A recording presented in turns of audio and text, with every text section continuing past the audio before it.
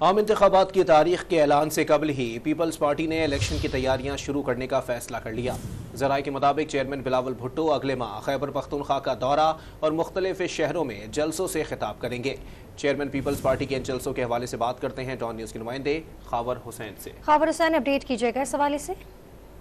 जी बिल्कुल, Pakistan Peoples party ने अब आम इंतखाबात की तैयारियां तेज कर दी हैं। पाकिस्तान पीपल्स पार्टी के चेयरमैन बिलावल भुट्टो जरदारी खुद तमाम जो तैयारियां हैं उनकी निगरानी कर रहे हैं। अब पाकिस्तान पीपल्स पार्टी ने अगले महीने में की दूसरे हफ्ते में खैबर पख्तूनख्वा जाने का फैसला किया है। चेयरमैन बिलावल भुट्टो जरदारी जो मरकजी क़यादत के साथ 5 दिन तक खैबर पख्तूनख्वा में के मुख्तलिफ इलाकों में जलसे करेंगे और रैलियां करेंगे, वहाँ पर लोगों से मुलाकात भी करेंगे। और ज़राए का ये कहना है कि इस मौके पर बड़े पैमाने पर वहाँ पर मुख्तलिफ सियासी शख्सियात की पाकिस्तान पीपल्स पार्टी में शमूलियत का भी ऐलान किया जाएगा।